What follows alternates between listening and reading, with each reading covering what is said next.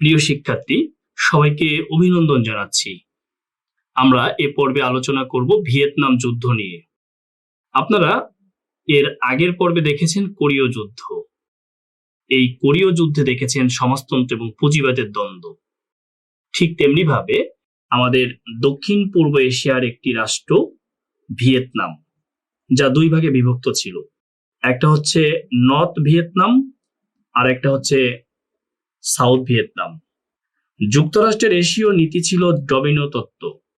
তাদের চিন্তা ছিল, যদি একটি রাষ্ট্র সমাজতন্ত্র প্রতিষ্ঠিত হয় তাহলে পার্শ্ববর্তী রাষ্ট্রও সমাজতন্ত্র রাষ্ট্রে পরিণত হবে। দেখেন, উত্তর ভিয়েতনামে সমাজতন্ত্র প্রতিষ্ঠিত হয়েছিল। এখানে সমাজতান্ত্রিক যে নেতা ছিলেন তিনি হচ্ছেন হো চো মিন। এই হো চো মিন হচ্ছেন যাকে বলা হতো আঙ্কেল বোম, অর্থাৎ আঙ্কেল বোম খ্যাত এই হো চো মিন উত্তর ভিয়েতনামে সমাজতন্ত্র প্রতিষ্ঠিত করেছিল। যথাযথ কারণেই দক্ষিণ ভিয়েতনামে মার্কিন সৈন্য প্রবেশ করে। এই মার্কিন সৈন্য প্রবেশ করে দক্ষিণ ভিয়েতনামের সৈন্যর সাথে জোটবদ্ধ হয়ে উত্তর ভিয়েতনামকে আক্রমণ করে। উত্তর ভিয়েতনামকে আক্রমণ করলে যে যুদ্ধ শুরু হয় সেই যুদ্ধকেই বলা হয় ভিয়েতনাম যুদ্ধ। যুদ্ধটি শুরু হয় 1955 সালে এবং এই যুদ্ধটি শেষ হয় 1975 সালে। অর্থাৎ এটি হচ্ছে 20 ইয়ার্স ব্যাপী ওয়ার, অর্থাৎ 20 বছর ব্যাপী যুদ্ধ। দেখেন, এই 1955 থেকে 75 সাল পর্যন্ত যে যুদ্ধটি হয় এর মধ্যে এই যে দুই ভিয়েতনাম, এই দুই ভিয়েতনামকে আবার 17 ডিগ্রি অক্ষরেখা বরাবর ভাগ করে দেওয়া হয়। যুক্তরাষ্ট্রের সৈন্য দক্ষিণ ভিয়েতনামের সৈন্যর সাথে মিলিত হয়ে উত্তর ভিয়েতনামে আগ্রাসন চালায়, কিন্তু উত্তর ভিয়েতনাম হাল ছেড়ে দেয়নি। উত্তর ভিয়েতনামের উদ্দেশ্য ছিল 10 জন ভিয়েতনামী সৈন্য ইকুয়াল একজন মার্কিন সৈন্য, অর্থাৎ 10 জন জীবন দিয়ে একজন মার্কিন সৈন্যের জীবন নিতে হবে। কারণ এই মার্কিন সৈন্যের লাশ যখন যুক্তরাষ্ট্রে যাবে তখন তার স্বজনেরা প্রেসিডেন্টের বিরুদ্ধে রাস্তায় নামবে। ঘটনার তাই ঘটেছিল। যখন এই লাশগুলি মার্কিন যুক্তরাষ্ট্রে যায় তখন তার স্বজনেরা, পরিবার প্রেসিডেন্টের বিরুদ্ধে রাস্তায় বিক্ষোভ করে। যাই হোক, শেষ পর্যন্ত মার্কিন সৈন্য ভিয়েতনাম ত্যাগ করতে বাধ্য হয়।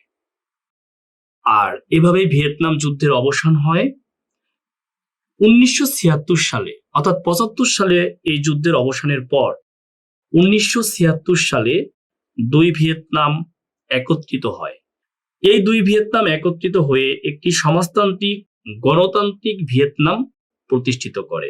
অর্থাৎ এখন পর্যন্ত এই দুই ভিয়েতনাম একটি, অর্থাৎ আগের যুদ্ধের মতো, অর্থাৎ কোরীয় যুদ্ধের মতো উত্তর কোরিয়া দক্ষিণ কোরিয়ায় বিভক্ত নয়।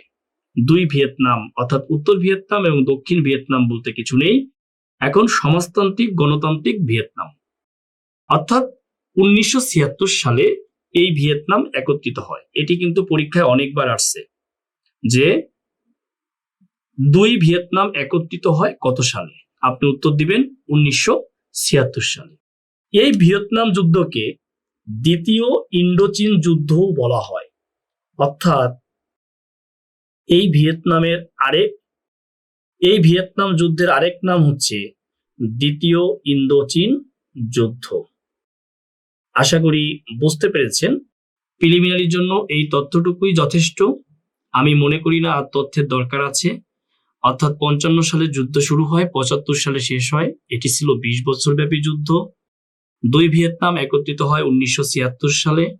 এই যুদ্ধের অপর নাম দ্বিতীয় ইন্দোচীন যুদ্ধ। উত্তর ভিয়েতনামের সমাজতান্ত্রিক নেতা ছিলেন হো চো মিন। হো চো মিনকে বলা হতো আঙ্কেল বোম। আর দক্ষিণ ভিয়েতনামের সাথে যুক্তরাষ্ট্রের সৈন্য এক হয়ে উত্তর ভিয়েতনামে আগ্রাসন চালায়। এই যুদ্ধে যুক্তরাষ্ট্রের সৈন্য ভিয়েতনাম ত্যাগ করতে বাধ্য হয়। এই যে তথ্যটুকু, এই তথ্যটুকুই আমাদের জন্য যথেষ্ট।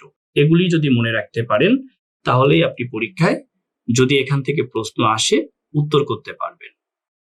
আপনি উত্তর করতে পারলেই আপনার সফলতা প্রত্যাশা করা যায়। আপনার সফলতার প্রত্যাশায় রইলাম। আশা করি আপনি ভালো করবেন। সফল হন। সবাইকে ধন্যবাদ।